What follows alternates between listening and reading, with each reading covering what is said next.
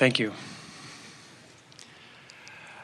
I was reading a book about a book that was a very commonly accepted, and especially in the New Age, by New Age people. But in any case, this book said that essentially the physical universe was a mistake in the mind of God, and that the disappearance of this universe was their goal.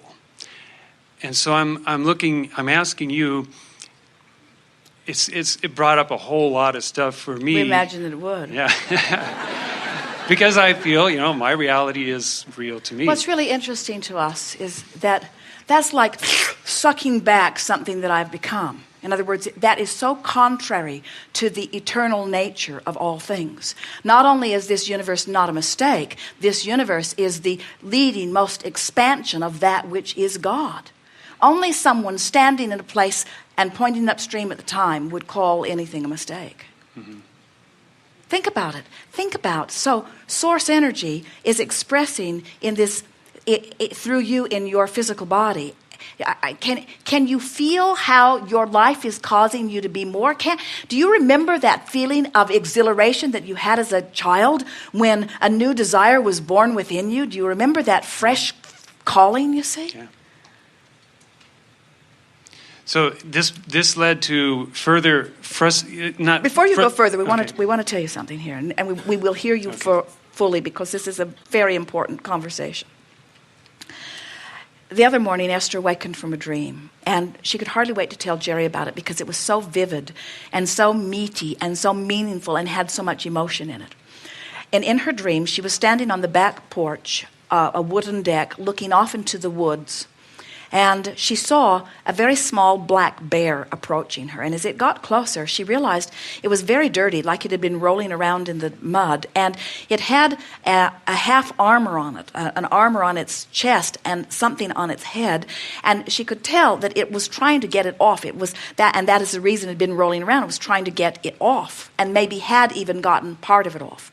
So as Esther saw the bear, she thought to herself, I would like to help you. I'm not sure how I can help you, and I'm not sure if you want me to help you, but I would like to help you. And she was trying to figure out what contraption she might invent that might assist her to hold the bear a little bit at arm's length and assist it in getting out of its contraption.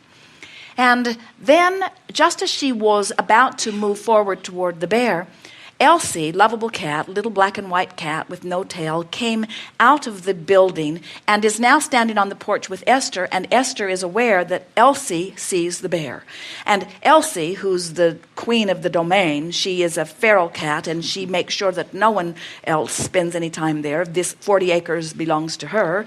And so she looks at the bear, and Esther now sees the bear see Elsie, and Elsie see the bear, and now Esther feels fear for Elsie. So Esther is looking around for pebbles, and she finds some pretty good-sized stones. And now Esther is tossing the stones in the direction of the bear because now she wants the bear to go away. Her perspective has shifted dramatically. And now granddaughter Kate, who is 4 years old, comes out onto the porch, and now Kate is taking in what she is seeing, and Kate says to Esther, Grandma, don't hit it.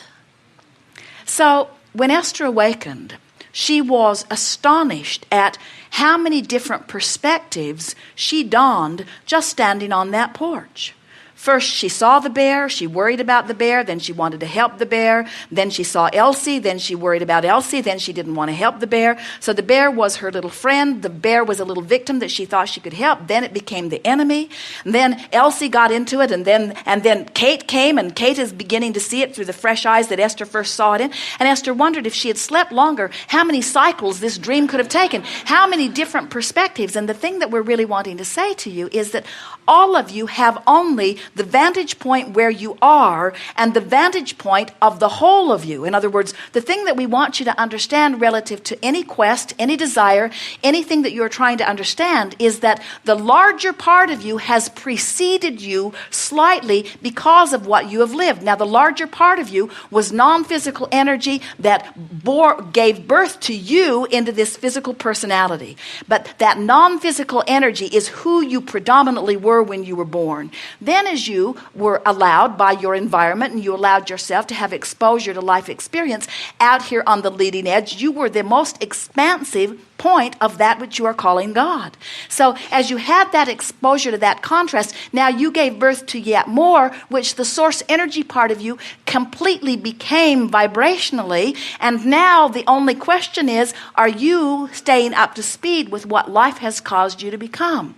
Nowhere in there can we see a shrinking universe. Nowhere in there can we see any potential for wrongdoing, because since you are eternal and there is no ending to that which you become, even if you're standing in a place that at some point you conclude is wrong, you're offering rockets of desire that are taking you into the place that you believe is right. And imagine if with all of the thinkers, of all of the perceivers that are just here in this physical form, and the reactive, responsive, instantaneous source energy response to what you individually are asking for, can you imagine the magnificent mass consciousness vibrational escrow that is amassing as a result of you living in this humanity, in this leading edge environment? Oh, the future is so magnificent. Sometimes people will say, well, I've heard that I can be born back in the 18th century. And we say, you are never going back. You cannot become less. That's the whole point of the negative emotion that you feel in any moment in time. It's the indication that you in this moment aren't letting yourself go with that which you have become. So nothing could be more erroneous or misguided than what you have just presented to us. Now, it's interesting the way you started, because you said, I read a book about a book, and we wanted to say, and now you are going to give us your perception of what you think you heard, of what you think. And what we really want to say to all of you about anything is, we don't want to disagree with any books. We want to see the value in all books. We want to see the stimulation of thought that they provide for you. But we promise you with everything that we are, and we are everything, there is no shrinking universe. It is expanding, because there is no moving back. And there are no mistakes, because the leading edge is always better than what just came before it. In other words... Yeah, well, and this is what has evolved in my processing with this. I mean, when I first saw it, what it inspired was for me to actually say, wait a minute, I don't believe that. Regardless of who else does, in a lot of other, this is a very qualified, but in any case. As you take into consideration what the vantage point is from which any of them are speaking, and then you do your best to perceive their vantage point, and then you say, is this upstream for me or downstream for me? In other words, you can tell what the source within you knows about this. And the thing that you're making us want to say to you with a power that you will hear is that when you understand that the source within you knows. In other words, we don't want you to read some book or go to some church and ask somebody else what they think about anything, because you've got source within you that is letting you know what this thought is doing in relationship with that. In other words, when you hate someone, it's clear you're going against the natural flow. When you love someone, it's clear you're going with the natural flow. When you are appreciating with the flow, when you're criticizing against the flow, when you're worrying against the flow, when you're trusting with the flow, when you're happy with the flow, when you're unhappy against the flow. In other words, the question that exists with me when I first started thinking about the greater philosophy, what was really true about reality way back when, I quickly became aware that there are physical people saying one thing and other physical people just as qualified saying the opposite. And I was going, well, on every subject in the world. Yes, exactly. On So I'm subject. going, okay, well, this is ridiculous. This can't be trusted. And then it's like I started saying, oh, okay.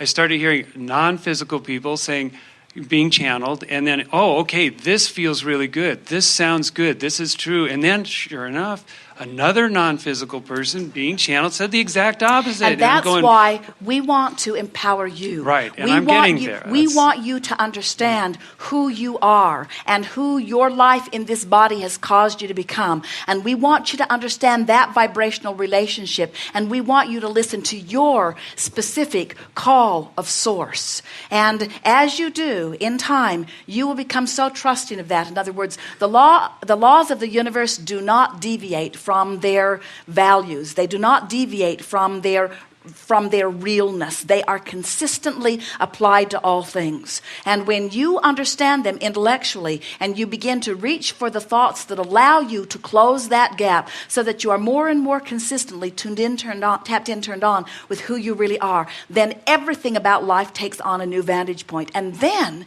you can look at the bear and understand its perfection. You can look at Elsie and understand her perfection. You could see the bear eat Elsie and understand the perfection in all of that. In other words, you reach the place where you understand that you don't have to control it in terms of conditions. And then finally, you get the true meaning of what unconditional love is. Unconditional love is a letting go of the need to control conditions and a listening to the feeling within me and a deliberate pointing in the direction of that which is love. And when you start getting pointed in that direction and you consistently allow yourself to flow there, your ability to experience physically and viscerally and consciously the expansiveness of that which is source, of that which is God, will just blow your socks off, and everything else will feel empty and hollow and unimportant in relationship. And then you won't be one that's out there trying to burn down churches or get other people to stop going. Instead, you'll understand them. In your connection with Source, you condemn no other church. In your connection with Source, you understand them. You revel in what they are finding. You wish for the best for where they are. You don't even suffer in their not allowing of you. You really understand what the art of allowing is when you're able to allow someone even then they're not allowing of you, you see. Mm-hmm. Oh, that is divine. Thank you. Good time for a segment of lunch. We are complete.